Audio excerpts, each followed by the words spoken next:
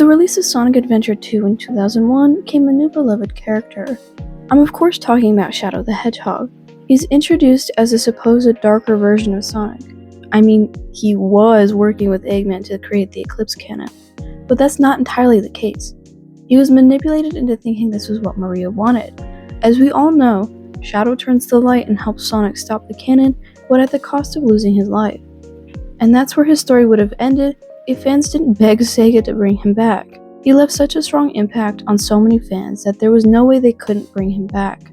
Ever since Shadow the Hedgehog 2005, people have associated him with being dark and edgy, and that's mostly because of how Sega in America portrayed him. They constantly gave him the stereotypical edgy persona that was hard to watch. He would say such cringe lines that felt so out of character for him, and it stuck. They've only just started to go back to how he was in Sonic Adventure 2 with Shadow Generations and Sonic 3 in 2024. I've always hated how most fans and outsiders have boiled him down to the cringe emo version of Sonic and wanted to show you the depth within his character. He's so much more than that, and I want more people to see him that way. This video will be broken down into 2 parts, how he ended up this way and why he's so much more than that. But before we start, I want to apologize for the lack of content. The past few months I've been super unmotivated, and also I've been sucked back into playing Genshin Impact. I would love to make a video on that, but honestly, I'm still trying to catch up and understand what's happening. I've also been making a lot of artwork of my own characters, so Sonic hasn't been on my mind that much. However, I wanted to make a Sonic video in honor of Sonic 3 coming out a year ago this month. I can't believe it's already been a whole year since that movie dropped. Honestly, life-changing for me personally and for Shadow's character as a whole. I also want to mention that I have a few important things I want to talk about at the end of this video. Nothing too serious, but it has to do with where this channel will be going in the future. Anyway, without any more delay, let's get started. The main cause for people to perceive Shadow like this is because of his own spin-off game in 2005. Games like Resident Evil 4 and Devil May Cry 3 were being released that year, and Sega wanted to jump on that bandwagon. These games were gritty and edgy, so why not make a Sonic game like that?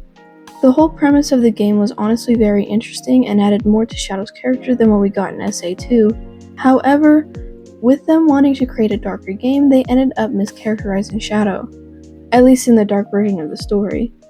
This game was unique in the way that there were multiple endings and many different paths you could take to get there. They also decided to give Shadow guns and let him use one curse word. The grit of this game stuck with him, especially him using guns, which did so much damage to his character.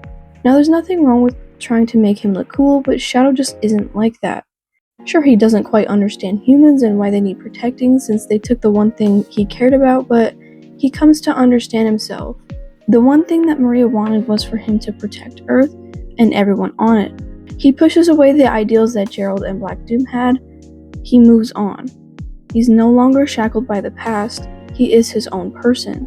He may not protect Earth the way Sonic would, but he still does what he can. Unfortunately, Sega in America went in the complete opposite direction and instead made him some grumpy, only sees the negative hedgehog, which is so hard to watch. People like to blame the most recent voice actor for his problems too, but he's just reading what they give him. I honestly love Kirk Thornton and think he does a great job at portraying Shadow's emotions.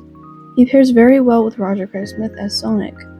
Shadow was written like this for a good 15 years with some okay renditions. Keyword some. And the damage is almost irreversible. If you ask anyone who isn't a huge fan who Shadow is, they often give you the response, "Oh, the emo version of Sonic," and I'm tired of that being the case. Why is he so chained to the idea of being Sonic's darker side? Why is he always doing something to put Sonic down while making him look cool? Where is his humanity? How much depth does he actually have? Is there no saving Shadow's character? There is. Shadow has been shown to have grown as a character during Shadow Generations and Sonic 3. He's no longer angry 24/7. He's no longer Sonic's Shadow. He's no longer stuck in the mindset of doing things just for me. Throughout the entirety of Shadow Generations, he's hit with every bad thing that's happened to him. He was able to see Maria again after so many years, and this is where we learn that all of his anger is new. He was never like this when he knew Maria. He was kind, gentle, he cared, which is why Maria was so hurt to see him like this. This wasn't the same Hedgehog she knew and wanted to help stop all of this pain. He could have stopped time to stay with her forever, but with her words decided not to. He's not selfish, he's selfless. He would do anything to help the people he cares about, even if he's not very good at showing it. The only reason Shadow goes to Sonic's birthday party is because Rouge asked him to. If he really only cared for himself, he would have refused. He doesn't hate everyone, he just has a different way of showing care or respect. And this hasn't been portrayed all that well up until this point. This idea of Shadow got reinforced with his portrayal in Sonic 3. Throughout the movie, we get to see flashbacks of Shadow and Maria hanging out and how Shadow feels self-conscious about himself. You can tell people are afraid of him, and that hurts. He clearly doesn't want people to view him that way, which is why Maria is so important to his character. If it weren't for her, then the way Shadow has been portrayed for the last 15 years would make sense. She is his humanity. Even though throughout the movies we see Shadow filled with rage, it's only because he's still grieving over his first and only friend. He only snaps out of it because of the conversation he has with Sonic on the moon. It's okay to be angry. It's okay to be sad. It's okay. Shadow accepts what happened. He'll forever have her in his heart. He will forever have his humanity. We get to see how Shadow processes loss, and we get to see how he wants to go about his life. He never truly wanted to hurt anyone. He does have care for humans. Now, this is not to say that Shadow can't be a bad guy. It's just more than that. He's a perfect anti-hero for the Sonic franchise. At the end of the day, he will do what he thinks is right in his eyes and Maria. Like I said many times before, Shadow thinks with his head, whereas Sonic thinks with his heart, which is why he's an anti-hero. I'm tired of seeing people who claim to understand his character while also completely missing the whole point of him. No, he's not an edgelord. No, he's not a dark or evil version of Sonic. No, he doesn't want all of humanity dead. All he cares about is protecting the people most important in his life. He can't go through another heartbreak like that. In the end, I have no control of how people want to write Shadow. They'll write him however they see fit, and there's nothing I can do other than repeat these same sentiments. I just hope I was able to clarify who and what Shadow's character is. He has so much more to him than being the edgelord of the Sonic franchise. This video is definitely a lot shorter than my other ones, but it was nice to have a video be shorter than 20 minutes. There's probably more examples I could have used, like in the comics or something, but I haven't read a single one, which is so heartbreaking, but I just don't have the right resources for that. Anyway, like I said, I have a few things I wanted to talk about at the end. Firstly, I wanted to thank you guys for 2,000 subscribers. I honestly never thought I would get here so quickly, and the community I have here is so loving. You guys never fail to cheer me up when I get so many hate comments, and I get a lot of hate comments. I really appreciate each and every one of you.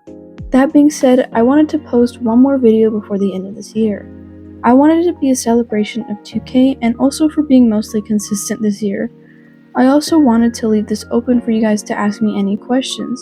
I love interacting with you all, and this would be a perfect way to ask me anything that's been on your mind. In that video, I also want to talk about what will be in store next year and what I might be changing. Even though I would love to talk about Sonic forever, I am running out of topics to talk about that I haven't already done. I hope to see you there and see you in a few.